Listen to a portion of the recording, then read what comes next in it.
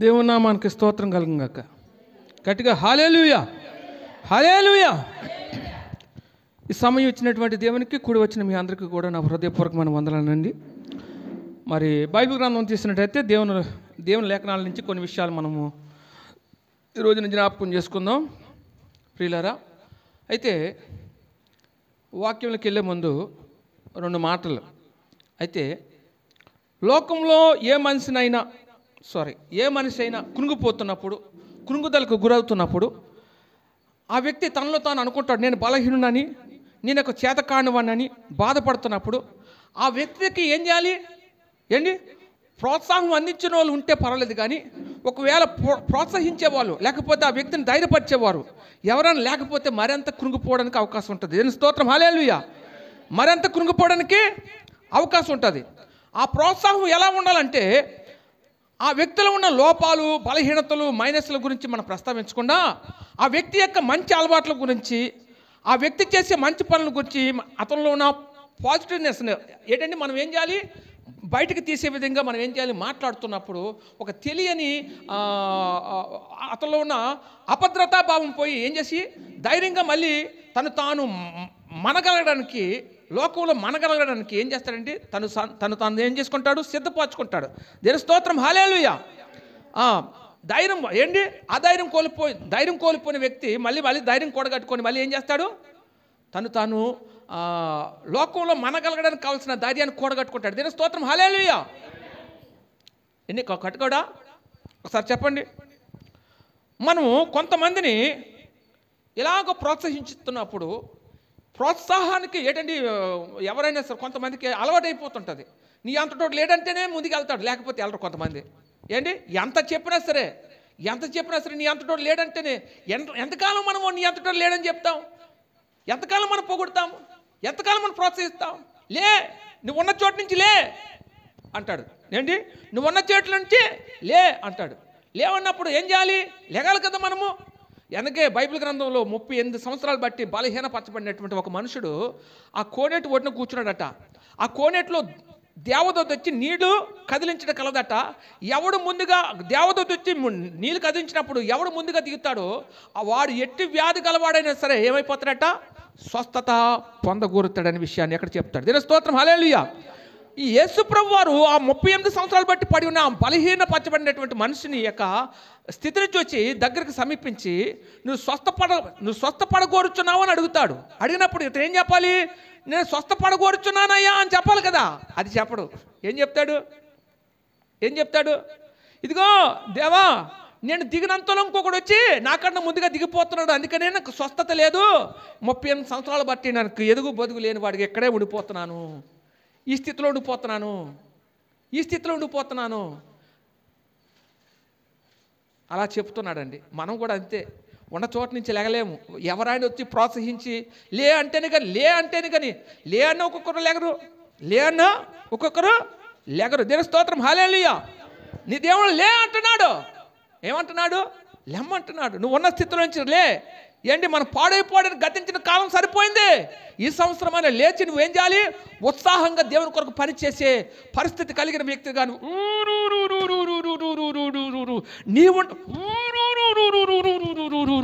నీవు ఉండాలని దేవుడు మాట్లాడుతున్నాడు. దేని స్తోత్రం, హల్లెలూయా. లిమ్ము తేజరిల్లుము నన్ను ఉత్తేజపరచిన నా యేసయ్యా. లెమ్ము తేజరిల్లుము నన్ను ఉత్తేజపరచిన నా యేసయ్యా. నిన్నే స్మరించుకొనుచు నీ సాక్షిగా జీవింతును.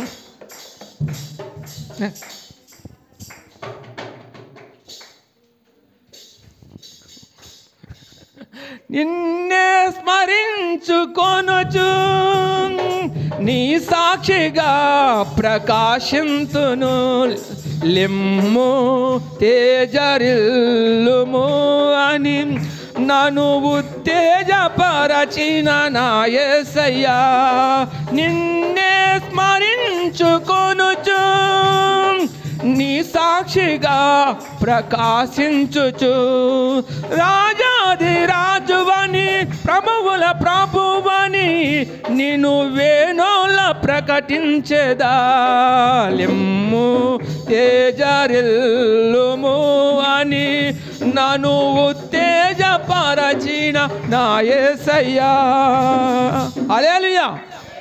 లే, నీ ఉన్న స్థితిలోంచి లే అని దేవుడు నిన్ను పిలుస్తున్నాడు, నిన్ను ఉత్తేజపరుస్తున్నాడు. నేనేం చేస్తున్నాడు? నిన్ను ఏం చేస్తాడు? నిన్ను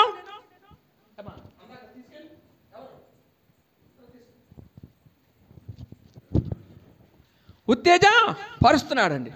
ఉత్తేజపరిచినప్పుడు మనం ఏం చేయాలి?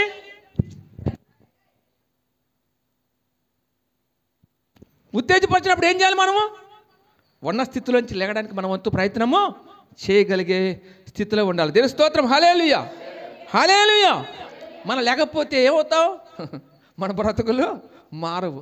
మరి ఏంటి? మన స్థితి చక్కపరచబడదు. ఏంటి? మనము ఏ స్థితిలో అయితే ఉన్నామో, ఏ స్థితిలో అయితే పడిపోయామో ఆ స్థితిలో ఉండిపోతాం. కానీ మనలో నుంచి ఒక తెలియని ఉత్సాహంతో, ఏంటండి, ఒక తెలియని ఉత్సాహం మనలో మనకు మనంగా కలగజేసుకొని, నా ప్రభువు నన్ను ఉత్తేజపరుస్తున్నాడు కాబట్టి నేను లేవాలనే నువ్వేం చేయాలి? ఒక ఆశతో నువ్వు లేచినట్టయితే దేవుడు నేను ఏం చేస్తాడు? బలముగా తన కార్యాల కొరకు వాడుకుంటాడు. దేవుని స్తోత్రం. హల్లెలూయా. వాడుకుంటాడు లేదా? వాడుకుంటాడు. అందుకనే ఆదికాండము 3వ అధ్యాయము 4వ వచనం నుంచి చూస్తే ఇక్కడ బలహీనపరచబడినటువంటి వ్యక్తిని దేవుడు ఉత్తేజపరిచి లే అని చెప్తాడు. ఏంటి? లే అని ఎలాగైతే చెప్తున్నాడో ఒక్కసారి ఈ మాట కూడా చదువుకుందాం. ఆదికాండం 3వ అధ్యాయం 4 నుంచి 6 వచనాలు చదవండి ఒకసారి. అయ్యగా లేనట్టున్నారు. అందుకు సర్పం మీరు చావనే చావరు, ఎలయనగా మీరు వాటిని తినుదినమున మీ ఏంటండి? అందుకు సర్పము మీరు చావనే చావరు, ఏలయనగా మీరు వాటిని తినుదినమున మీ కనులు తెరవబడిననియు మీరు మంచి చెడ్డలను ఎరిగిన వారై దేవదూతల వల్ల ఉండిననియు దేవునికి తెలియననియు స్త్రీతో చెప్పగా ఆ స్త్రీ ఆ ఆహారమునకు మంచిదియు కనులకు అందమైనదియు వివేకమునిచ్చు రమ్యమైన దాని నుండి చూచేటప్పుడు ఆమె దాని ఫలములలో కొన్ని తీసుకొని తిని తనతో పాటు తన భర్తనకు ఇచ్చెను. దేవుని స్తోత్రం. హల్లెలూయా. ఇక్కడ అవ్వని మోసం చేసినటువంటి ఒక సర్పము అంటే జంతువులన్నింటిలో కూడా కుయుక్తి గలది. ఏం చేస్తుంది? నీ అంతటోళ్ళు లేరు, ఇది నా దేవుడు తినొద్దని అవ్వమ్మ చెప్తే నీ అంతటోళ్ళు లేరు, అది తింటే దేవుడు అలాగే చెప్తాడు. ఎందుకంటే నువ్వు తెలివితేటలు ఏంటి తెలివైన దాని అయిపోతావు, నీ కళ్ళు తెరవబడతాయి అని దేవుడికి ముందే తెలుసు. నువ్వు తింటే ఏమవ్వదని చెప్పి ఈమెను ప్రేరేపించగలే. ఏంటి? సర్పం వచ్చి ఈమెను ప్రేరేపించగలే. ఆ మాటలకు ఏమైపోతుంది? ఆ మాటలకి ఏమైపోద్ది? ఏమైపోద్దండి? బలహీనపరచబడుతుంది. బలహీనపరచబడమే కాకుండా తన బలహీనతలుగా మారిపోయేది కాకుండా తన భర్తను కూడా దాన్ని తినిపించి ఏం చేస్తుంది? బలహీనుడిగా మార్చేస్తుంది. దేవుని స్తోత్రం. హల్లెలూయా. బైబిల్లో నీ స్త్రీ గురించి దేవుడు ప్రస్తావించి మాట్లాడతాడు. ఇదిగో ఏమని మాట్లాడతాడండి? బలహీనమైన ఘటమని. ఏంటి? బలహీనమైన ఘటమని. తొందరగా ఎవరైనా నీ అంతటోళ్ళు లేరంటే మగవాళ్ళు అంత బేగా ఇదవరు, కానీ స్త్రీలు బేగా ఏమైపోతారండి? ఉబ్బు దెబ్బ అయిపోతారు. దేవుని స్తోత్రం. హల్లెలూయా, హల్లెలూయా. అదే వారు ఏదైతే చేయకూడదో ఆ పనులు చేసేస్తుంటారు. ఒక్కొక్కసారి ఇంట్లో వాళ్ళకి ఉందో లేదని కనీసం ఆలోచించరు. ఎందుకంటే పొంగబెడితే ఏదైనా చేసేస్తారు. దేవుని స్తోత్రం. హల్లెలూయా. మనం ఏం చేయాలండి?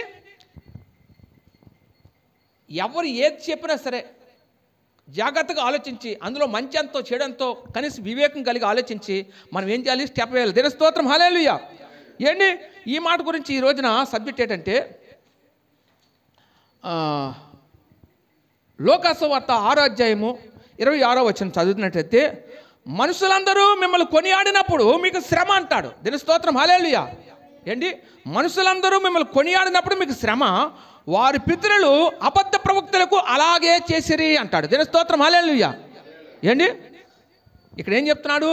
ఎవరైనా మనుషులు మిమ్మల్ని కొనియాడితే, ఒకవేళ పొగిడితే, లేకపోతే ఇంకేదైనా సరే నీ అంతటోడు లేరని చెప్పి ఎవరైనా నిన్ను అంటే అటువంటి అది అన్నవాళ్ళు కాదంట. అన్నవాళ్ళ గురించి చెప్తాను. విన్న వాళ్ళకి ఏంటి ఉప్పు దెబ్బ అయిపోయిన వాళ్ళకి శ్రమట. దేవుని స్తోత్రం, హల్లెలూయా. ఏంటి ఉప్పు దెబ్బ అయిపోయి లోపల అతిశయపడతారు చూసావా, నా అంతటి వాళ్ళు లేదంటే ఏంటండి ఉప్పు దెబ్బ అయిపోయి ఏంటంటే చాలా సంతోషంగా లోపల ఆనందపడుతుంటారు చూసావా. అటువంటి వారి విషయంలో నువ్వేం చేయాలి? అటువంటి వారట శ్రమట. అది ఎవరైనా పొగిడితే నువ్వేం చేయాలి? ప్రభువా, ఈ ధన్యత నువ్వు నాకు ఇచ్చావు కాబట్టి ఈ ధన్యతను బట్టి నిజంగా ఈ రోజున సంతోషంగా ఉన్నంటే అది నీ కృప. ఈ రోజున ఆ వ్యక్తి పొగిడారని కాదు, కానీ నా యొక్క బలము, నా యొక్క ఏంటంటే సౌందర్యము, నా యొక్క ఘనత సమస్తము నువ్వు అనుగ్రహించిందే, నువ్వు లేకుండా ఏది నాకు అనుగ్రహించబడలేదని చెప్పి నీ దేవుని పట్ల కృతజ్ఞత కలిదానిగా గలవాడుగా నువ్వు ఉన్నట్టయితే అప్పుడు నీకు శ్రమ కాదు. కానీ ఒకవేళ ఎవరైనా వచ్చి నేను పొగిడితే ఆ వ్యక్తి పొగుడుతున్న దాన్ని బట్టి నువ్వు ఉప్పు దెబ్బయ్యావా, లేకపోతే కొనియాడబడ్డావా, లేకపోతే పొగిడింపబడ్డావా, ఏంటి అది నీకు శ్రమ అంటున్నాడు. దీని స్తోత్రం, హల్లెలూయా. వారి పితరులు కూడా అబద్ధ ప్రవక్తలను అలాగే పొగిడారట. అబద్ధ ప్రవక్తలు అంటే ఎవరు? లేనిది ఉన్నట్టుగా చెప్పేవారు. ఏంటి లేనిది ఉన్నట్టుగా చెప్పేవారు. అబద్ధ ప్రవక్తలు ఎవరు ఎలాగుండేవారు అంటే ఆ దినాల్లో దేవుడు ఏది మాట్లాడకపోయినా మాట్లాడినట్టుగా చెప్పేవారు అన్నమాట. దీని స్తోత్రం, హల్లెలూయా. దేవుడు మాట్లాడకపోయినా మాట్లాడినట్టుగా చెప్పేవారు అబద్ధ ప్రవక్తలు. వాళ్ళు కూడా వారి పితరులు కూడా అబద్ధ ప్రవక్తలకు అలాగే చేశారట. దేవుని స్తోత్రం, హల్లెలూయా. ఏంటి రాజులు, కొంతమంది రాజులు ఏంటి ఈ సబ్జెక్ట్ వేరైపోతుంది, వద్దులండి. అయితే ప్రియులారా, మనుషులను పొగిడేవారు ఎలా ఉంటారు? బైబిల్ గ్రంథంలో చూసినట్టే మనుషులను పొగిడేవారు ఎలా ఉంటారని దాని గురించి కొన్ని విషయాలు చెప్పుకుందాం. యోధా పత్రిక అందులో 1వ అధ్యాయం ఉంటుంది, 1వ అధ్యాయము. అయితే అందులో 16వ వచనం నుంచి మనం చదివినట్టయితే, వారు తమ దురాశల చొప్పున నడుచుచు లాభము నిమిత్తము మనుషులను కొనియాడుచు సొనుక్కొని వారును తమ గతిని గురించి నిందించు వారినై ఉన్నారు. వారు నోరు డంబమైన మాటలు పలుకును. దీని స్తోత్రం, హల్లెలూయా. ఎవరైనా నీ దగ్గరకు వచ్చి పొగిడితే పొగిడే వారి యొక్క స్థితి ఎలాగుందో చెప్తున్నాడు. దీని స్తోత్రం, హల్లెలూయా, హల్లెలూయా. వారు తమ దురాశల చొప్పున ఏంటి వారు తమ దురాశల చొప్పున ఏంటి లాభము నిమిత్తము మనుషులను కొనియాడతారట. ఏంటి దురాశల చొప్పున నీ మీద నీ దగ్గర ఏదైనా ఉందనుకో, నీ ద్వారా వాళ్ళు పొందుకోవాలని ఆలోచన కలిగి ఉంటే ఆ లాభాపేక్ష గలవాడై ఏం చేస్తారు అండి, దాన్ని పొందేందుకు ఎంతకైనా నేను పొగడానికి వెనకాడరు, ఎంతకైనా పొగడానికి వెనకాడరు. అంతేకాదు, వారు సొనుక్కుని వారును తమ గతిని గురించి నిందించుకుని వారినై ఉంటూ వారు నోరు డంబమైన మాటలు పలుకుతుందట. డంబమైన మాటలు అంటే ఏంటి? అక్కడ ఏమి జరగకపోయినా, అమ్మ అక్కడ అలా జరిగిపోయింది, అక్కడ ఏమి ఇవ్వకపోయినా అక్కడ అందరికీ ఇచ్చారు, నీకు కూడా ఇస్తారని చెప్పి ఏం చేస్తారు? మాయ మాటలు చెప్పి నిన్ను మభ్యపెట్టి మాయ చేసేవాళ్ళు డంబపు మాటలు అది డంబం అంటే. దీని స్తోత్రం, హల్లెలూయా. ఏమి జరగకపోయినా ఎంత చేసి చూపించడం ఏంటండి, ఎంత చెప్పేవారిని డంబపు మాటలు గలవారు. దీని స్తోత్రం, హల్లెలూయా. దీని స్తోత్రం, హల్లెలూయా, హల్లెలూయా. ఇక్కడ మీరు గమనించండి ప్రియులరా, దాని కింద వచనము అలా చదువుకొని వస్తే ఏంటి ఏం చెప్పారు మన పితరుల గురించి? యోధా పత్రిక రాస్తూ అక్కడ 19వ వచనం చూస్తే, అట్టి వారు 17వ వచనం చదవండి. అయితే ప్రియులారా, అంతకాలం ముందు తమ భక్తిహీనమైన దురాశల చొప్పున నడుచుచు పరిహాసకులందరినీ గూర్చి మన ప్రభువైన యేసుక్రీస్తు అపోస్తుల పూర్వమందు మీతో చెప్పబడిన మాటలను జ్ఞాపకం చేసుకొనడి అంటాడు. దీని స్తోత్రం, హల్లెలూయా. ఈ పరిహాసం చేసేవాళ్ళు కావచ్చు, డంబంగా ప్రవర్తించేవారు కావచ్చు, ఏంటి తమ దురాశల చొప్పున నడుచుకుని లాభాపేక్ష కలిగిన వారు కావచ్చు, వీళ్ళ గురించి మన పితరులు ఏం చెప్పారు ఒకసారి మీరు పరిశీలన చేసుకోమని యోధా భక్తుడు ఏం చేస్తాడండి, ఆ పత్రిక రాస్తూ భక్తులైన వారిని గురించి ఆలోచన చేయమని చెప్తాడు. దీని స్తోత్రం, హల్లెలూయా. ఏం చెప్పారు మన యొక్క పితరులు ఏం చెప్పారు ఇటువంటి వారి గురించి, పొగిడే వాళ్ళ గురించి? 19వ వచనం చూస్తే అక్కడ ఏం చెప్తారంటే, అట్టివారు ప్రకృతి సంబంధులు. ఏం చెప్పారట మన పితరులు? అట్టివారు ప్రకృతి సంబంధులు, ఆత్మ లేని వారై ఉండి భేదములు కలగజేయుచున్నారు. ప్రియులారా, మీరు విశ్వసించు అతి పరిశుద్ధమైన దాని మీద మిమ్మల్ని మీరు కట్టుకొనిచు పరిశుద్ధాత్మలో ప్రార్థన చేయొచ్చు నిత్య జీవార్థమైన మన ప్రభువుకు యేసుక్రీస్తు కనికరం కొరకు కనిపెట్టుచు దేవుని ప్రేమలో నిలిచినట్లు కాచుకొని ఉండుడి. దేని స్తోత్రం, హల్లెలూయా. ఏం చెప్పారట మన పితరులు? అలాగా డంబంగా ప్రవర్తించేవారు, ఎవరైనా నిన్ను కొనియాడేవారు, లేకపోతే నిన్ను పొగుడుతున్నవారు, వాళ్ళ యొక్క దురాశల చొప్పున ఏంటి లాభాపేక్షతో ఎదురు చూస్తున్న వారిని గురించి మన పితరులు ఏం చెప్పారట? అటువంటి వారు ప్రకృతి సంబంధులు, వారు ఆత్మ లేని వారై ఉండి విభేదాలు ఒకరికి ఏంటండి భేదాభిప్రాయాలు కలగజేస్తూ ఏంటి ప్రియులారా వారు కలగజేస్తూ ఉన్నారని చెప్తూనే మీరు ఎలాగుండాలని చెప్తున్నారు. అక్కడ ఏం చెప్తాడు? ప్రియులారా మీరు విశ్వసించి అతి పరిశుద్ధమైన దాని మీద మిమ్మల్ని మీరు ఏం చేసుకోవాలి? కట్టుకోమంటాడు. దినస్తోత్రం, హల్లెలూయా. రెండోదిగా ఏం చెప్తాడు? పరిశుద్ధాత్మలో ప్రార్థన చేయించు ఉన్నవారుగా ఉండాలట. మూడోదిగా నిత్య జీవార్థమైన మన ప్రభువుకు యేసుక్రీస్తు కనికరం కొరకు కనిపెట్టుకొని ఉండాలట. నాలుగోదిగా చూస్తే దేవుని ప్రేమలో నిలిచినట్లు మిమ్మల్ని మీరు కాచుకొని ఉండుడి అంటాడు. దినస్తోత్రం, హల్లెలూయా. ఈ అనుభవాలన్నీ మళ్ళీ ఉండాలంటే ముందేం చేయాలి? పైన చెప్పబడి పొగిడేవారు పొగిడించుకున్న వారి విషయంలో నువ్వు ఎలా ఉండాలి? జాగ్రత్తగా వ్యవహరించాలా. దినస్తోత్రం, హల్లెలూయా. నువ్వు ఎవరితో పొగిడించుకోకూడదు, ఎవరు నిన్ను పొగడకూడదు. ఏంటి పోనీ వాళ్ళ సంగతి తగ్గింది. మిమ్మల్ని ఒక మాట అడుగుతానండి, నువ్వు పొగిడేవాడిగా ఉన్నావా, పొగిడించుకునేవాడిగా ఉన్నావా? అమ్మా ఆలకించండి. నువ్వు పొగిడేవాడిగా ఉన్నావా, పొగిడించుకునేవాడిగా ఉన్నావా? చెప్పండి ఒకసారి. పొగిడేవారి గురించి ఏం చెప్పాడు? పొగిడేవారి గురించి వారు తమ దురాశలు చెప్పున నడుచుచు లాభము నిమిత్తము మనుషులను కొనియాడుచు ఏం చేస్తారు? వారు సొనుగు కొనుచు తమ గతిని గురించి నిందించిన వారిని అయి ఉన్నారు. వారు డంబమైన మాటలు పలుకును అనే మాట మనం చూస్తున్నాం. దేవుని స్తోత్రం, హల్లెలూయా. వీళ్ళెవరు? పొగిడేవారట. మరి పొగిడించుకున్నవారు మనుషులందరూ మిమ్మల్ని కొనియాడినప్పుడు మీకు శ్రమ అంటున్నాడు. ఒకళ్ళు పొగిడించుకోకూడదు. దేవుని స్తోత్రం, హల్లెలూయా. పొగిడేవారు ఉన్నా పొగిడించుకున్న వారు ఉన్నా ఎలాగైనా మనకు శ్రమే. ఎలాగైనా మనకు శ్రమే. దేవుని స్తోత్రం, హల్లెలూయా. అయితే నువ్వు ఎవరు కనపరచాలండి? ప్రశాంత్, నువ్వెవరు కనపరచాలి? నీ దేవుని తప్ప ఎవరు కనపరచడానికి లేదు. అందుకని కీర్తనకారుడు అంటాడు కదా, ఏమంటాడు అనే ముందు 147వ దావీదు కీర్తన 12వ వచనం చూస్తే, యెరూషలేమా యెహోవాను కొనియాడుము, సియోను నీ దేవుని కొనియాడుము అంటాడు. దీని స్తోత్రం, హల్లెలూయా. యెరూషలేమా యెహోవాను కొనియాడుము, సియోను నీ దేవుణ్ణి కొనియాడుము అంటాడు. దీని స్తోత్రం, హల్లెలూయా. మనం కొనియాడేది ఎవరు? మనం ఎవరిని కొనియాడాలి? నీ దేవుని తప్ప ఎవరిని కొనియాడడానికి లేదు. దీని స్తోత్రం, హల్లెలూయా. సియోను అంటే ఎవరు? సంఘము. సియోను నీ దేవుని కీర్తించి కొనియాడుము, సియోను నీ దేవుని కీర్తించు కొనియాడుము.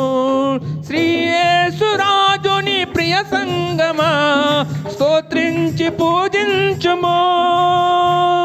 శ్రీ యేసు రాజుని ప్రియ సంగమా స్తోత్రించి పూజించుము. యేసే నా విమోచన, హల్లెలూయా హల్లెలూయా. యేసే నా సమాధానం, హల్లెలూయా హల్లెలూయా. యేసే నా రక్షణ, హల్లెలూయా హల్లెలూయా.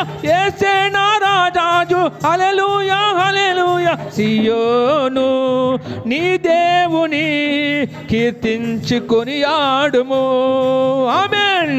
సియోను నీ దేవుని కీర్తించి కొనియాడుము. హల్లెలూయా. గట్టిగా హల్లెలూయా. మన దేవుని ఏం చేయాలి? కీర్తించి కొనియాడాలట. ఇంకెవరు నువ్వు కొనియాడినా ఏమైపోతా? ఎవరిని కొనియాడినా మనం ఏమైపోతా? అది మీకు శ్రమ అంటున్నాడు కదా. మనుషులు మిమ్మల్ని కొనియాడినప్పుడు అది మీకు శ్రమ అంటున్నాడు. మనుషులు మిమ్మల్ని కొనియాడినప్పుడు అది మీకు శ్రమ అంటున్నాడు. దీని స్తోత్రం, హల్లెలూయా హల్లెలూయా. ఇక్కడ మీరు గమనించాలి,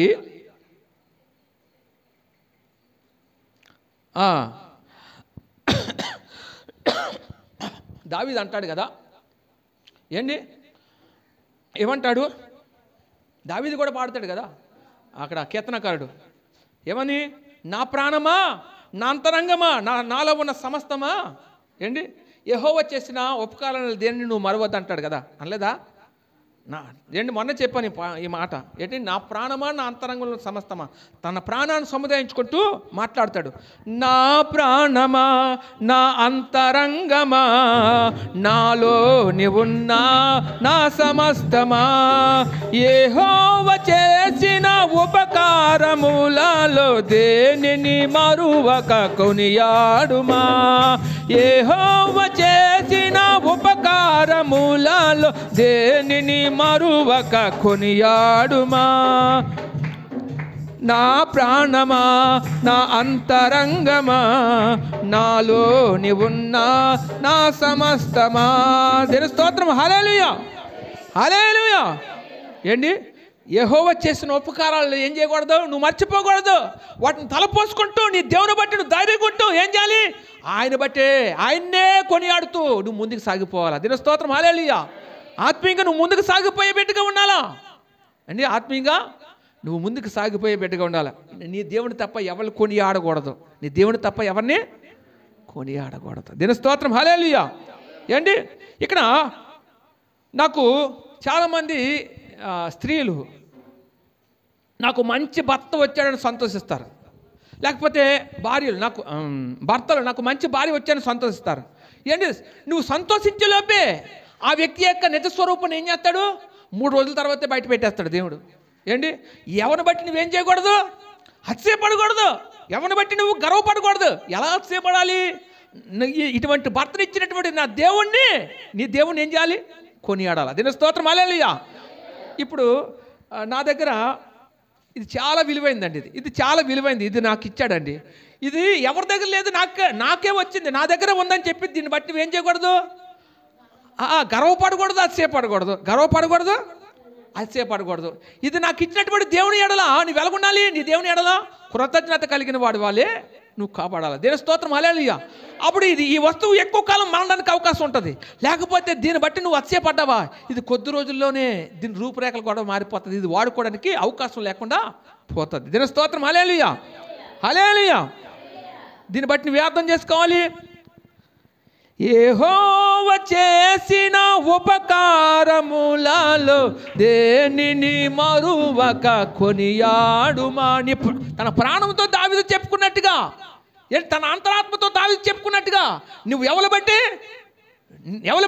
నువ్వు కృంగిపోవసరం లేదు. నా ప్రాణమా నువ్వు భయపడవసరం లేదు, నీ కలిగిన వాటిని బట్టి సంతోషపడవసరం లేదు. నీ సంతోషము నీ ప్రభువుని బట్టే, ఆయన మాత్రమే కొనియాడని చెప్పి తన ప్రాణంతో దావీదు చెప్పుకున్నట్టుగా మనం ఏం చేయాలి, చెప్పుకొని నీ దేవుని మాత్రమే కొనియాడేటట్టు ఉండే పిల్లలుగా మనం అందరం ఉందాం. దీని స్తోత్రం. హల్లెలూయా హల్లెలూయా. ఇక్కడ గుర్తుంచుకోండి ప్రియులారా, చాలామంది మన దగ్గరకు వచ్చి సలహాలు ఇస్తూ ఉంటారు. ఇక ఇది ఎలాగ ఉండాలమ్మా, అది ఎలాగ ఉండాలమ్మా, లేకపోతే ఇది ఎలా చేయాలి, ఇది ఎలా చేయాలని చెప్పి సలహాలు ఇస్తుంటారండి. గుర్తుంచుకోండి, ఎవడు ప్రియులారా, అన్నవాడు ఎవడండి, పొగిడేవాడు ఎవడు ఏంటి, అన్నవాడు ఎవడని ఉన్నాడా, పొగిడేవాడు ఎవడున్నాడా ఏంటి. నీ బ్రతుకునేది నీ జీవితం నీది కాబట్టి వారు నీకు సలహాలు ఇస్తారంతే, వారు నీకు సలహాలు ఇస్తారంతే.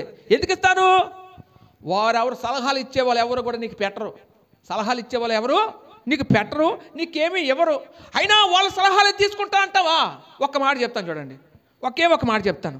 ఒకడు ఇల్లు కట్టుకుంటున్నాడట, ఇల్లు కట్టుకుంటున్నాడట, అర్థం చేసుకోండి. ఇల్లు కట్టుకుంటున్నప్పుడు ఇల్లు కట్టుకుందామని మంచి ప్లాన్ తెచ్చుకున్నాడంటే ప్లాన్ ప్రకారంగా ఇల్లు కట్టుకుంటున్నాడట. ఈ లోపల గోడలు కట్టే సమయం వచ్చినప్పుడు ఒక గోడ కట్టాడట, కట్టినప్పుడు ప్లాన్ ప్రకారంగా గోడ కడుతున్నాడు. ఈ లోపల ఎవరో ఒకడు వచ్చాడట, ఏంటి, ఒక తలక మాసినోడు వచ్చి, ఈ గోడ ఎందుకు ఇలా కడుతున్నారు, ఈ గోడ ఇలా కడితే మీ తలపతికి దెబ్బ, ఈ గోడ తీసి అన్నాడట. దీని స్తోత్రం. అలగంచండి, మాట్లాడకండి. ఈ గోడ తీయకపోతే మీకు తలపతి దెబ్బ అంటే పాపం ఆ వ్యక్తిని ఎక్కడంతే బాధపడిపోతాడని కట్టుకున్న వ్యక్తి ఏం చేస్తాడట, ఆ వ్యక్తి మాటలు ఆలకించి ఆ గోడ తీసేస్తాడట. మేస్త్రి గారు అంటారట, అమ్మ ఆలకించండి, ఇటుకాసి చూడండి, ఇటుకాసి చూడండి. అయితే ఎప్పుడైతే ఆ మాట అనేసరికి అతను ఎక్కడ బాధపడిపోతాడని అతను బాధ పెట్టడం ఇష్టం లేక అతను సంతోషపెట్టడానికి ఆ గోడ తీసేస్తాడట. ఆ తర్వాత ఇంకొకడు వస్తాడట, అలాగే వచ్చే వాళ్ళందరూ కూడా తల ఒకటి చెప్పి, తల ఒక మాట చెప్పి, తల ఒక సలహా ఇచ్చి ఆ ఇంటిని ప్లాన్ ప్రకారంగా కట్టుకుందామని అనుకున్న వ్యక్తి ప్లాన్ ప్రకారంగా కాకుండా మనుషులు చెప్పినటువంటి ప్రతి మాటల యొక్క ప్రభావం వల్ల అతను ఏం చేసా, ఆ ప్రభావం అతనిలో పనిచేసి ఎవరు చెప్పిన వాళ్ళు ఎవరిని బాధ పెట్టడం ఇష్టం లేక అందరూ చెప్పినట్టుగానే ఎవరు ఏది తీసిమంటే ఎవరు ఏది ఎట్టమంటే అది అలాగే కట్టుకొచ్చారట. మేస్తులు చెప్పినవి వింటంట, పని వాళ్ళు చెప్పినవి వింటంట. ఇంకా బాబాలు అందరికీ నచ్చలేదు కాబట్టి ఇది అంటున్నారు అది అంటున్నారు కాబట్టి ఇలాగ కట్టి బాబా అంటే వాళ్ళకి నచ్చేది కట్టి బాబా అని కూడా కట్టుకున్న అతను లాస్ట్ కట్టుకున్న తర్వాత ఆలకించండి అమ్మ. కట్టుకున్న తర్వాత ఇంట్లో గృహ ప్రవేశం జరిగిపోయిందంటే ఇంట్లో దిగిపోయారంటే దిగిపోయిన తర్వాత వీడు వెళ్ళి ఒక ఇంటికి వెళ్ళాడట. ఒక ఇంటికి వెళ్తే ఇదే స్థలంలో నాది ఇదే స్థలం కదా, ఇంత సుందరమైన ఇల్లు కట్టుకున్నాడే, నా ఇల్లు ఏంటి ఎలా వచ్చిందని చెప్పి తన ఇంటిని కంపేర్ చేసుకుంటూ తను కట్టుకున్న ఇంటిని బట్టి బాధపడుతున్నట. బాధపడి ఎందుకు నేను అలా కట్టుకున్నాను, నేను వాళ్ళు మాట్లాడినానని అప్పుడు బాధపడి దుఃఖపడుతున్నాడట. దేవుని స్తోత్రం హల్లెలూయా. బాధపడి దుఃఖపడుతున్నాడు. దేవుని స్తోత్రం హల్లెలూయా. నేను వాళ్ళ మాట వినకుండా నేను ఏ ప్లాన్ అయితే తెచ్చుకున్నానో ఆ ప్లాన్ తగ్గట్టు నేను కట్టుకున్నట్టయితే నేను కట్టుకున్న ఇల్లు చాలా అపూర్వంగా అందంగా కనపడేది. ఇప్పుడు నా ఇల్లు నాకే నచ్చట్లేదు. అవతల వాళ్ళు ఆ ఇల్లు చూసినప్పుడు నా ఇల్లు కంపేర్ చేసుకున్నప్పుడు ఆ ఇల్లు బాగుంది నా ఇల్లు బాగోలేదని చెప్పి దుఃఖపడిపోతున్నాడంటే. డబ్బులు ఖర్చు అయిపోయాయి, అనవసరంగా వేస్ట్ అయిపోయి జీవితం అంతా పోయింది, ఎంతో శ్రమ ఖర్చు అయిపోయింది, ఇంకా నేను ఏటి ఎలా చేసుకున్నానని చెప్పి ఊదర మదన పడిపోతున్నాడట. దేవుని స్తోత్రం హల్లెలూయా. ఇక్కడ ఇల్లు అంటే ఏంటి? ఇల్లు దేనికి సాదృశ్యం తెలుసా? నీ జీవితానికి సాదృశ్యం, నేను నీ బ్రతుకు సాదృశ్యం. చాలామంది నీ జీవితం ఎలాగుండాలి, నీ బతికెలాగా బతకాలి, నువ్వు ఎలాగో ఉండాలి అలాగ ఉండాలని చెప్పి సలహాలు ఇచ్చిన బోలు మంది వస్తారు. ఏంటి సలహాలు ఇచ్చిన బోలు మంది వస్తారు. ఏంటి నీ బ్రతుకుని బతుకుతున్నావు, ఎవరి దగ్గర రూపాయి ఆశించలేదు కదా, ఏంటండి ఎవడు నీకు ఎట్టట్లేదు కదా. పోనీ ఈ ఒకవేళ వింటే పర్వాలేదు కానీ వెనకపోతే ఏం చేస్తారు అమ్మ? ఇంటే పర్వాలేదు కానీ వెనకపోతే ఏం చేస్తారు? అందుకే నీ బతికెలా ఏడ్చింది అంటారు. వెనకపోతే బాధ. ఒకవేళ ఇంటే ఏం చేస్తారు? ఇన్నట్టుగా వాళ్ళు చెప్పినట్టుగా మనం చేయవలసి వస్తుంది. ఒకవేళ చేయవలసి వస్తే నువ్వు సాటిస్ఫై అవ్వవు కదా, నువ్వు సంతోషపడలేవు కదా. నీకంటూ ఒక ఇష్టాలు ఉన్నాయి, ఆ ఇష్టాలు చెప్పుకుంటున్నాడు. దానికి కారణం ఏంటి? వారు నీ అంతలాగా నిన్ను వాళ్ళు ఎట్టేది లేదు పోయలేదు, నువ్వు ఎలాగ ఉండాలి అలాగ ఉండాలని శాసిస్తే నీ జీవితాన్ని అందంగా మలుచుకోవాలి నువ్వు అనుకుంటున్నావు. కానీ నీ అందంగా మలుచుకోవడానికి వాళ్ళు ఏం చేస్తున్నారు? పలోకలు వచ్చి వారికి తోచిన సలహా వాళ్ళు ఇచ్చిపోతుంటారు. దేవుని స్తోత్రం హల్లెలూయా. నువ్వు ఇలాగే బ్రతకాలి, నువ్వు ఇలాగే చేయాలని అన్నప్పుడు ఏంటి ఆ బ్రతిక వాడికి ఏమనిపోతుంది అమ్మ? ఆ బ్రతిక వాడికి ఏమనిపిస్తుంది? వాడు సరిగా వాళ్ళ సమాజం ఏమనుకుంటుందో లోకం ఏమనుకుంటుందో అని లోకానికి భయపడి సమాజానికి భయపడి తన జీవితాన్ని పూర్తిగా నాశనం అయిన తర్వాత వాళ్ళు పరిశీలించుకున్నప్పుడు ఏం జరుగుతుంది? అయ్యో నేను నష్టపోయాను, నాకు తగ్గట్టుగా నా జీవితం మలుచుకోలేకపోయాను బాధపడతారు. దేవుని స్తోత్రం హల్లెలూయా. ఎందుకు ఈ మాట చెప్తున్నాను అంటే చాలామంది ఒక్క మాట మిమ్మల్ని ఒకటే, అందుకే నీ బతుకు ఇలాగేడ్చిందని ఎవరైనా నేను అడిగితే నువ్వు ఒకటే సమాధానం చెప్పాలా? ఏం సమాధానం చెప్పాలి? ఏం చెప్తావు?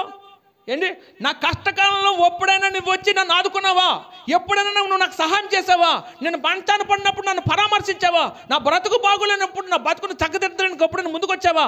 నేను ఏడుస్తున్నప్పుడు నన్ను ఓదార్చిన కన్నెలు తుడిచావా? నేను బాధపడుతున్నప్పుడు ఎప్పుడైనా నా బాధను పంచుకున్నావా? ఎప్పుడైనా నా కుటుంబ ఎడలు కావచ్చు, ఏంటి నా ఎడలు కావచ్చు, నా పిల్లల ఎడలు కావచ్చు, నువ్వు ఎప్పుడైనా శ్రద్ధ చూపించావని అడుగు. ఒక్క కుక్కకి నువ్వు సమాధానం చెప్తే ఆ కుక్కను బట్టి 10 కుక్కలు ఆగుతాయి. ఏంటి ఒక్కడికి నువ్వు సమాధానం చెప్పలేకపోతే, ఒక్క కుక్కను అదుపు చేయకపోతే 10 కుక్కలు కూడా మరుస్తూనే ఉంటాయి జీవితకాలం అంతా. ఏంటి అరుస్తాయా లేదండి? ముందు చెప్పాలి కదా. అమ్మో ఈ వ్యక్తిని కదపకూడదు, ఈ వ్యక్తి చాలా పెర్ఫెక్ట్ అని నీ గురించి జనులు తెలుసుకున్నట్లు ఏంటండి అంత పెర్ఫెక్ట్గా నువ్వేం చేయాలి? ఏంటి నీ కింద ఎన్ని సంవత్సరాలు వచ్చాయని? ఇప్పుడు చిన్న పిల్లడుపు కాదు కదా, నువ్వు చెప్పే సమాధానం అవతల వాళ్ళకి ఏం చేయాలి? గుచ్చుకుపోవాలి. ఈ వ్యక్తితో మనం మాట్లాడలేవురా, వీళ్ళు ఖచ్చితంగా ఉంటారు, వీళ్ళు సలహాలు ఇచ్చేందుకు మనం ఎంత మాత్రం సరిపోమని చెప్పి మళ్ళీ వచ్చి సలహాదారులు ఏంటి సలహాదారులు ఎవరు తెలుసా? నువ్వు ఎదుగుతుంటే నీ ఎదుగుదలను చూసి వారలేని వారే సలహాదారులు. వారు వచ్చి నిన్ను ఏం చేస్తారు? ఇది చేయకూడదు అది చేయదు కానీ నీ ఎంతలాగా నిన్ను మాట్లాడుతుంటే నీకు ఎలాగుంటుందో నాకు తెలియదు కానీ అలాంటి విషయాలు అలాంటి వ్యక్తులు చూస్తే నాకు చాలా మండిపోతుంటుంది. దేవుని స్తోత్రం హల్లెలూయా. ఎంతకాలం సహిస్తావు? ఏంటి ఎంతకాలం సహిస్తావండి? ఎంతకాలం సహిస్తావు?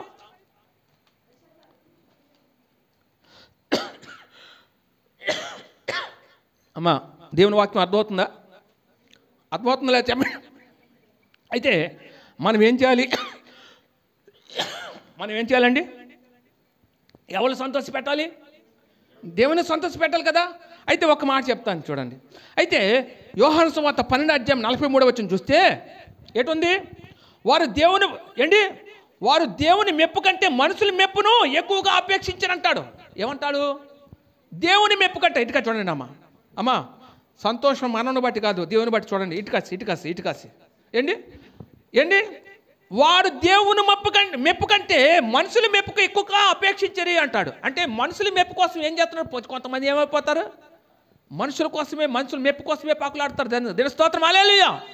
అరే మనుషులు ఏమనుకుంటారో, వాళ్ళు ఏమనుకుంటారో నీకు అనవసరమో. వాళ్ళు ఏమనుకుంటా అనుకోని, కానీ నీ జీవితం నీది, నీ బ్రతుకు నీది, నీ నిర్ణయాలు నీవి, నీ భవిష్యత్తు నీదే. ఎవరు కూడా నీ భవిష్యత్తును శాసించే విధంగా చేసుకొని నీ భవిష్యత్తును అంధకారమయం చేసుకోవద్దు. దేని స్తోత్రం హల్లెలూయా. కొంతమంది గురించి దేవుడు మాట్లాడతా, వారు దేవుని మెప్పు కంటే మనుషుల మెప్పును ఎక్కువగా అపేక్షించరంటాడు దేవుడు. ఏమంటాడు? ఎక్కడండి? యోహాను సువార్త 12:43 చూస్తే మనం దేవుని మెచ్చుకునే విధంగా బ్రతకాలట. మనుషులు మెప్పు కోసం పాకులాడకూడదు. ఒకవేళ పాకులాడితే ఏమవుతాం? మనుషులు నేను కొనియాడితే ఏమవుతుందండి? మనుషులందరూ మిమ్మల్ని కొనియాడినప్పుడు అది మీకు శ్రమని చెప్పలేదా? అందుగురించి మనుషుల ద్వారా వచ్చే మెప్పుల గురించి మనం ఏం చేయకూడదు. ఎప్పుడు కూడా వాటి గురించి పాకులాడే పరిస్థితి పెట్టుకోకుండా దేవుడి నుంచి వచ్చే మెప్పు ఘనత దాని గురించే మనం ఏం చేయాలి? ప్రయాసపడాలనే విషయాన్ని పరిశుద్ధాత్మ దేవుడు మాట్లాడుతున్నాడు. అంతేకాదు గలతీయులు రాసిన పత్రిక చేయండి, 1వ అధ్యాయం చదవడం. ఇది గలతీయులు రాసిన పత్రిక 1వ అధ్యాయం 10వ వచనం. గలతీయులు రాసిన పత్రిక 1వ అధ్యాయం 10వ వచనం. ఇప్పుడు నేను మనుషుల దయను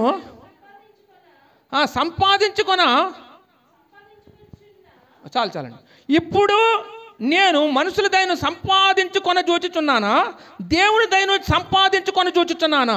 నేను మనుషులు సంతోషపెట్టు కోరుచున్నానా? నేను ఎప్పటికీ మనుషులు సంతోషపెట్టిన వాడినైతే నేను క్రీస్తు దాసుడును కాకపోదును అంటాడు. దీని స్తోత్రం హల్లెలూయా. ఏమంటాడు? నేను ఎప్పటికీ క్రీస్తు దాసుడును కాకపోదును అంటాడు. క్రీస్తు దాసుడు అంటే ఎవరు? దాసుడు అంటే ఎవరు? దేవుని కింద పనివాడని, దేవుడి చెప్పు చేతలో ఉన్నవాడని. దీని స్తోత్రం హల్లెలూయా. దేవుడి చిత్తమే జరిగించడానికి ఇష్టపడేవాడు దాసుడు. మరి దేవుడు దాసుడిగా ఉండవలసిన నీవు ఎవరికి దాసుడిగా ఉన్నావు? నేను మనుషుల దయ సంపాదించాలనుకుంటున్నానా, లేకపోతే దేవుని దయను సంపాదించాలనుకుంటున్నానా? నేను మనుషులకు సంతోషపెట్టేవాడిగా ఉన్నానా అని మాట్లాడితేనే, నేను ఎప్పటికీ మనుషులు సంతోషపెట్టేవాడిగా ఉన్నట్టయితే నేను ఎప్పటికీ నా దేవునికి దాసుడిగా కాకపోదని అంటాడు. దీని స్తోత్రం హల్లెలూయా. నా దేవునికి దాసుడిగా ఎప్పటికీ నేను ఉండను అంటాడు. మరి దేవునికి దాసుడిగా ఉండాలంటే నువ్వేం చేయాలి? దేవుని చిత్తం ఎరిగి నడుచుకోవాలా. దీని స్తోత్రం హల్లెలూయా. దేవుని చిత్తం ఎరిగి నడుచుకోవాలి. కొలస్సీయులకు రాసిన పత్రిక 3వ అధ్యాయం 23వ వచనం చూస్తే, ప్రభు వలన స్వాస్థ్యమును ప్రతిఫలముగా పొందుదమని ఎరుగుదురు కదా. మరి గనుక మీరేమి చేసినాను అది మనుషుల నిమిత్తము కాక ప్రభు నిమిత్తమని మనస్ఫూర్తిగా చేయడి. మీరు ప్రభు అయిన క్రీస్తు దాసులై ఉన్నారు. దీని స్తోత్రం హల్లెలూయా. ఇక్కడంట ప్రభు వలన స్వాస్థ్యమును ప్రతిఫలముగా పొందుదామని ఎరుగుదము కనుక అంటాడు. ఏమండి? ప్రభు వలన, దేవుని వలన స్వాస్థ్యము ఏంటిది? మన స్వాస్థ్యం ఏంటి? మన స్వాస్థ్యం ఏంటండి? దేవుని వలన స్వాస్థ్యము ప్రతిఫలంగా మనం పొందాలనుకుంటున్నాము. మన స్వాస్థ్యం ఏంటి? దేవుని నుంచి వచ్చినటువంటి స్వాస్థ్యం ఏంటి? అది ఆశీర్వాదం కావచ్చు, దీవెన కావచ్చు. ఇంకొక మాట చెప్పచ్చు. స్వాస్థ్యం ఏంటి? ప్రభు ద్వారా పొందవలసింది పరలోక రాజ్యం, నిత్య జీవం. దీని స్తోత్రం హల్లెలూయా. మరి అది పొందగోరి ఉండాలనుకుంటే, అది పొందాలని నువ్వు అనుకుంటే, అది మనుషుల నిమిత్తము కాక ప్రభు నిమిత్తమే మనస్ఫూర్తిగా చేయమంటున్నాడు. మనుషుల దృష్టిలో పెట్టుకొని చేయొద్దు, దేవుని దృష్టిలో పెట్టుకొని ఏ పనైనా చెయ్యండి అంటున్నాడు. దీని స్తోత్రం హల్లెలూయా. ఏ పనైనా చేయండి, మీరు ప్రభు అయిన క్రీస్తుకు దాసులై ఉన్నారు. ఏ పనైనా చెయ్యండి చెప్తూ దాని కింద వచ్చినామంటాడు. మీరు ఎవరికి దాసులుగా ఉన్నారు? దేవునికి దాసులుగా ఉన్నారనే విషయాన్ని నువ్వు మర్చిపోతున్నావేమో, మర్చిపోకు అంటున్నాడు. దీని స్తోత్రం హల్లెలూయా. గట్టి చెప్పండమ్మా, హల్లెలూయా. ఇప్పుడు మనం మనుషులు సంతోష పెడదామా, దేవుని సంతోష పెడదామా? దేవుని సంతోష పెట్టాలి కదా. అయితే ఇక్కడ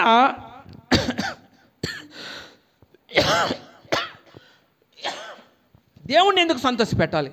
అసలు దేవుణ్ణి ఎందుకు కొనియాడాలి? కొనియాడడానికి అసలు అతనికి ఏ అర్హత ఉంది? దేవుడికి కొనియాడడానికి ఎందుకు కొనియాడాలని దాని గురించి కొన్ని విషయాలు చెప్పాలనుకుంటున్నాను. ఏప్రిల్కి రాసిన పత్రిక తీయండి. ఏప్రిల్కి రాసిన పత్రిక 2వ అధ్యాయము. డేవిడ్ మళ్ళీ చదువా. కాబట్టి ఆ పిల్లలు రక్త మాంసములు గలవారైనందున ఆ ప్రకారమే మరణము యొక్క బలము గలవానిని అనగా అపవాదిని మరణము ద్వారా నశింపజేయుటకును జీవితకాలమంతయు మరణ భయము చేత దాస్యమునకు లోబడిన వారిని విడిపించుటకును ఆయన కూడా రక్త మాంసములలో పాలువాడాయను. దేని స్తోత్రం, హల్లెలూయా. ఇక్కడ మీరు గమనించాలి ప్రియులారా, ఆయన ఎందుకు మనం కొనియాడాలి, ఆయన్నే ఎందుకు మనం గణపరచాలి, ఆయన్నే మనం ఎందుకు ఎవరు కొనియాడాలని ఎవరు కొనియాడాలి అనే దాని గురించి మీకు చెప్తున్నాను. ఎందుకు ప్రభువుని కొనియాడాలని దాని గురించి, ఎవరు అర్హులుగా ఉన్నారని దాని గురించి చెప్తున్నాను. కాబట్టి ఏప్రిల్ రాసిన పత్రిక 2:14 నుంచి చదివినట్టయితే, కాబట్టి ఆ పిల్లలు రక్త మాంసములు గలవారైనందున ఆ ప్రకారమే మరణము యొక్క బలము గలవారిని అనగా అపవాదిని మరణం ద్వారా నశింపజేయుటకు జీవితకాలం అంతయు మరణ భయం చేత దాస్యమునకు లోబడిన వారిని విడిపించుటకు ఆయన కూడా రక్త మాంసములో పాలువాడాయనన్న మాట మనం చూస్తున్నాం. దీని స్తోత్రం, హల్లెలూయా. ఏంటి ఆయన ఎవరండి? ఆత్మస్వరూపుడు. ఎవరు? ఆత్మస్వరూపుడు. ఆయన ఆత్మస్వరూపుడు కదా. ఆత్మస్వరూపుడు. మరి మనం రక్త మాంసం గలవారిగా ఉన్నాము, మనం ఆయన పిల్లలం కదా. మరి మనల్ని కాపాడుకోవాలంటే ఏం చేయాలి? ఆయన రక్త మాంసం గలవాడిగా మారిపోవాలి. మారిపోవాలంటే ఎందుకు మారవలసిన పరిస్థితి వచ్చింది? తన పిల్లలు కాపాడుకోవాలనే ఉద్దేశంతో. మరి ఎందుకు ఎవరి ద్వారా ఎవరి మూలంగా కాపాడాలనుకుంటున్నాడు? ఎవరి మూలంగా కాపాడాలనుకుంటున్నాడు? మరణం యొక్క బలము గలవానిని అనగా అపవాది మరణం ద్వారా నశింపచేయుటకును. అపవాదినట వాడు వినాశకుడాడు. తన పిల్లలు ఎక్కడైతే పాడు చేస్తాడేమోనని దేవుడే రక్త మాంసము గలవాడిగా తన ఆధిక్యతను విడిచిపెట్టి ఒక శరీరధారిగా భూమి మీదకి రావడం జరిగింది. దీని స్తోత్రం, హల్లెలూయా. నీకోసం రక్త మాంసము గలవాడిగా యేసుప్రభువు వారు భూమి మీదకి రాడగా శరీరధారిగా భూమి మీదకి రావడం జరిగింది. అందుకని ఈ రోజున మనకి రక్షణ వచ్చింది. దీని స్తోత్రం, హల్లెలూయా. అపవాది కబంధాస్తాల్లో నుంచి నేనేం చేయాలనుకున్నాడు? భద్రపరచాలనుకుంటున్నాడు. ఆ కబంధాస్తాల నుంచి నిన్ను రక్షించాలనుకుంటున్నాడు. నిన్ను ఏం చేయాలనుకుంటున్నాడు? నీకు భద్రత దయచేయాలనుకుంటున్నాడు. కాబట్టి దాని విషయంలో నువ్వేం చేయాలి? ఎలా ఉండాలి? నా ప్రభువే రక్త మాంసాలు గలవాడుగా నన్ను రక్షించడానికి వచ్చాడు అనే విషయాన్ని తెలుసుకొని ఆయన మాత్రమే కొనియాడాలి. ఆయన పట్ల నువ్వు కృతజ్ఞత కలిగిన వాడిగా కాపాడాలనే విషయాన్ని పరిశుద్ధాత్మ దేవుడు నీతో మాట్లాడుతూ ఉన్నాడు. దీని స్తోత్రం, హల్లెలూయా, హల్లెలూయా. ఇంకొక మాట ఏంటంటే, ఎవరికి అర్థమవుతుంది? ఎవరైనా బాధపడతారు. ఎందుకు ఆయన రావాల్సి వచ్చిందని దాని గురించి చెప్పాం కదా. వచ్చాడు, నిజమే. ఆయనకి నీ బాధ ఆయనకి నీ బాధ అర్థం అవుతుంది అని చెప్పడానికి కూడా ఒక మాట చెప్తాను చూడండి. అదే వచనంలో చూడండి. ఏప్రిల్ రాసిన పత్రిక 2వ అధ్యాయం చూడండి, 18వ వచనం. తాను శోధింపబడి శ్రమ పొందెను గనుక శోధింపబడు వారికి సహాయము చేయగలవాడై ఉన్నాడు. దీని స్తోత్రం, హల్లెలూయా. తాను శోధింపబడి శ్రమ పొందెను గనుక శోధింపబడి వారికి సహాయం చేయగలవాడుగా ఉన్నాడట. దీని స్తోత్రం, హల్లెలూయా. ఎదుటి వాడి కష్టమట, అటువంటి కష్టంతో వచ్చిన వాడికి అర్థమవుతుంది. దీని స్తోత్రం, హల్లెలూయా. ఎదుటివాడి బాధట అటువంటి బాధ పడేవాడికే, అటువంటి బాధల నుంచి వచ్చేవాడికే అర్థమవుతుందట. నీ బాధ నాకు అర్థం అవ్వాలంటే నీలాంటి కష్టం నేను పడలేదు కాబట్టి నీ కష్టం నాకు అర్థం కాదు. అర్థము అవుతుందా? నేను నీకు సలహాలు నేను ఒకవేళ కష్టం అర్థం అవ్వకపోతే ఏమవుతుంది? నేనేంటి తేలిక మాట్లాడుతూ సలహాలు ఇస్తాను. సలహాలే ఇస్తాను, సలహాలు ఇవ్వడానికే ఉంటాను. దీని స్తోత్రం, హల్లెలూయా. ఒకవేళ నీ కష్టం నాకు అర్థం అవ్వలేదనుకో, ఇలాగే మాట్లాడతాను, తేలిక మాట్లాడుతూ సలహాలు ఇస్తాను. ఒకవేళ అర్థమైతే ఏం చేస్తాను? నీ కష్టంలో నేను పాలు పంచుకుంటాను. నీవు ఎంత కష్టపడుతున్నావో, ఎంత యాత్ర పడుతున్నావో వాటి విషయంలో నేను ఎరిగి ఏం చేస్తాను? నీకు తగు సహాయం నేను ఏం చేస్తాను? దీని స్తోత్రం, హల్లెలూయా. మరి ఆయన సహాయం చేయడానికి వచ్చాడు. కానీ ఎందుకు సహాయం చేయడానికి వచ్చాడు యేసుప్రభువు వారు? తాను శోధింపబడి శ్రమ పొందెను గనుక శోధింపబడి వారికి సహాయం చేయగలవాడు ఆయన. దీని స్తోత్రం, హల్లెలూయా. ఏంటి మన శోధింపబడుతున్నాము, నరకయాతన పడుతున్నాము, బాధింపబడుతున్నాము, ఏంటి అనేక ఇబ్బందులు పడుతున్నాం కాబట్టి అటువంటి ఇబ్బందుల నుంచి, అటువంటి శోధల నుంచి, అటువంటి శ్రమల నుంచి వచ్చిన వాడు కాబట్టి ఆ శ్రమ అనుభవం ఆయనకు తెలిసింది కాబట్టి ఆ కష్టం వస్తే ఎంత బాధ అనిపించాలో ఆ బాధ అనిపించి వచ్చినవాడు కాబట్టి ఆయనకు మాత్రమే తెలుసు నీ కష్టం. దీని స్తోత్రం హల్లెలూయా. ఇంకెవరికి తెలియదు. దీని స్తోత్రం హల్లెలూయా. ఏంటి చాలామంది ఆడవాళ్ళు పిల్లలకు అంటారండి. పిల్లలకు అంటారా? నేను కాన్పు సమయంలో పిల్లలకు అన్నప్పుడు చాలా ప్రసవ వ్యాధి అనిపిస్తారు కదా. ఏంటి ఒక మగోడు వచ్చి ఎందుకు అంత కష్టపడి అరిసి పిల్లకి అంటావంటే బాగుంటుందా? వాళ్ళ కష్టం వాళ్ళకి తెలియాలంటే అలా పిల్లలకన్నా వ్యక్తి ఇంకొకరు ఎవరైనా చెప్తేనే కానీ వాళ్ళే అర్థం చేసుకుంటారు. కానీ మిగతా వాళ్ళు ఎవరు కూడా ఆ కష్టాన్ని అర్థమో చేసుకుంటారో చెప్పండి. అలా అందుకే చెప్తున్నాను నేను. దీని స్తోత్రం హల్లెలూయా. ఇక్కడ నీకోసం ఆయన వచ్చాడంటే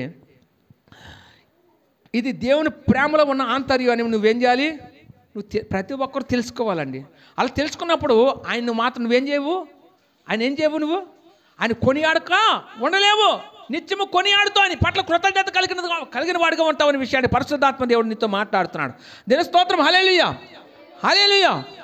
ఏంటి మనము రక్త మాంసం కలవారు అని చెప్పి మన స్థానంలోకి ఆయన రావడం జరిగింది. ఎవరి స్థానంలోకి? మనుషుల స్థానంలోకి రావడం. అసలు ఆయన ఎవరండి? ఆయన ఎవరండి? దేవాది దేవుడు. మనల్ని ప్రేమించిన దేవుడు తన ఆధిక్యతనంతా విడిచిపెట్టి మనం రక్త మాంసం గలవారం కాబట్టి మన స్థానంలోకి ఆయన వచ్చాడని చెప్పాను. మన స్థానంలోకి ఆయన వచ్చాడు. ఆయన మన స్థానంలోకి రావడం ఏంటండి? ఎంత తగ్గించకపోతే మనుషుల పోలికగా పుట్టావయ్యా, దాసుని స్వరూపము దాల్చావయ్యా. మనుషుల పోలికగా పుట్టావయ్యా, దాసుని స్వరూపము దాల్చావయ్యా. మతిలేని నన్ను మనిషిగా మార్చావు, మతిలేని నన్ను మనిషిగా మార్చావు. నీ రక్షనిచ్చి నా బ్రతుకులు నిలిచావు, నీ రక్షనిచ్చి నా బ్రతుకునే మార్చావు. ప్రేమించినావు, చూపినావు, నీ ప్రాణమిచ్చినావు. ఇక్కడ ఏమంటున్నాడు? ఆయన ఏం చేశాడండి? ఆయన తన ఆధిక్యతను కూర్చో, తన ఆధిక్యతనంతటిని కూడా పక్కన పెట్టి మనుషుల గురించి నీ స్థానంలో మన స్థానంలోకి ఆయన రావడం జరిగింది. దీని స్తోత్రం హల్లెలూయా. ఇందులో ఆంతర్యం ఏంటి? ఆయన మనల్ని ఎంత ప్రేమిస్తున్నాడో దీన్ని బట్టి నువ్వు అర్థం చేసుకొని ఆయన మాత్రమే కొనియాడే బిడ్డలుగా ఉండాలి. దీని స్తోత్రం హల్లెలూయా. అందుకని అంటాడు కదా, నా స్థానమందు నిలచి నా శిక్షను భరించి క్రయధనమును చెల్లించి గొప్ప రక్షణనిచ్చినది, నాకు విలువనిచ్చినది, నన్ను వెలిగించినది, ఆ ఉన్నత రాజ్యమందు నాకు స్థానమిచ్చినది. నాకు విలువనిచ్చినది, నన్ను వెలిగించినది, ఆ ఉన్నత రాజ్యమందు నాకు స్థానమిచ్చినది. ఉన్నత ప్రేమ ఇది, అత్యున్నత ప్రేమ ఇది, ఉన్నత ప్రేమ ఇది, అత్యున్నత ప్రేమ ఇది. ఆరని ప్రేమ ఇది, ఆర్పజాలని జ్వాల ఇది. ఆరని ప్రేమ ఇది, ఆర్పజాలని జ్వాల ఇది. హల్లెలూయా. ఏమంటున్నాడు? నా స్థానమందు నిలిచి నా శిక్షను భరించి క్రయధనము చెల్లించి గొప్ప రక్షణ ఇచ్చాడట. ఎవరు? యేసు ప్రభువు. అందుకే కొనియాడాలి. ఎందుకు కొనియాడాలి? ఉంటే ఒక దీని స్తోత్రం హల్లెలూయా. ఇక్కడ మీరు గమనించవలసింది ఒకటేనండి.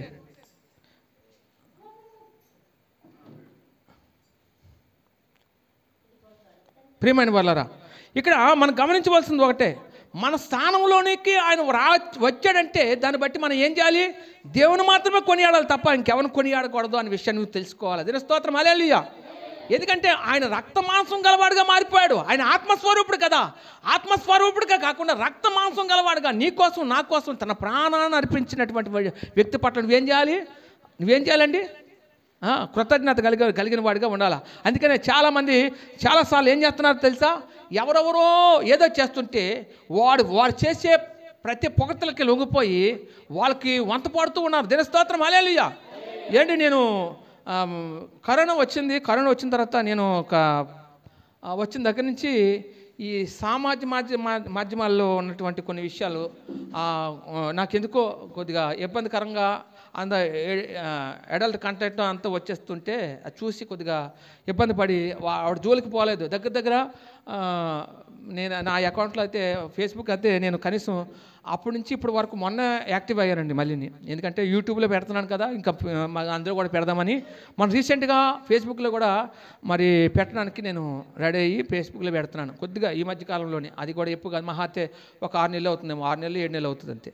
అంటే ఎందుకు అంటే ఈ సామాజిక మాధ్యమాల్లో ఏది ఎక్కడ చూసినా సరే, ఇక్కడ నేను ఫేస్బుక్ అనుకుంటే అంతకంటే దారుణము ఇన్స్టాగ్రామ్, ఇలాగా చెప్పుకుని పోతే చాలా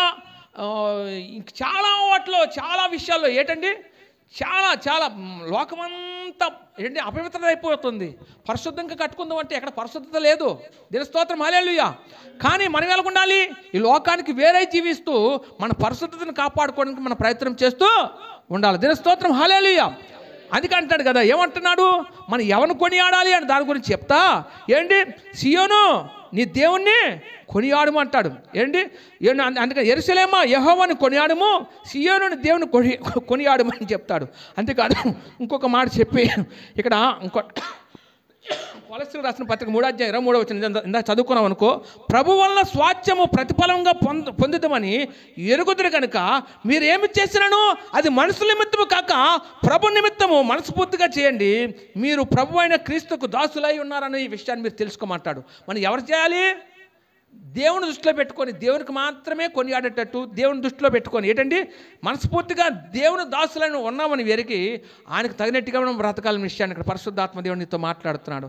ఇక్కడ చాలా విషయాలు చెప్తున్నాడు. అందు గురించి మనం ఏం చేయకూడదు, మనుషులు ఎవరైనా మనుషులు ఏంటి మెప్పు కోసం మనం పాకులాడకూడదు, కానీ దేవుని కోసమే పాకులాడే బిడ్డలుగా ఉండాలా. ఎక్కడైనా సరే మన ద్వారా దేవునికి మహిమ లేకపోతే నిన్ను బట్టి దేవునికి ఏముండదు, సంతోషం ఉండదు. ఎప్పుడైనా ఒకటే చెప్పండి, ఒకటే అనుకోండి, ప్రభువా నేను ఏదైనా సరే నా జీవితంలో నీకు తగినట్టుగా నిర్ణయాలు తీసుకోకపోతే నన్ను క్షమించు, ఇగో ఈ సంవత్సరము నేను బ్రతకడానికి నీకు తగినట్టుగా నిర్ణయాలు తీసుకుంటూ నీ కోసం బ్రతుకుతానని ఒక తీర్మానంలోకి రండి. ఆ తీర్మానం నీ జీవితాన్ని ఉన్నతమైన స్థితిలో నిలబెడుతుంది. తల వంచి అడిగితే ప్రార్థన చేసుకుందామండి.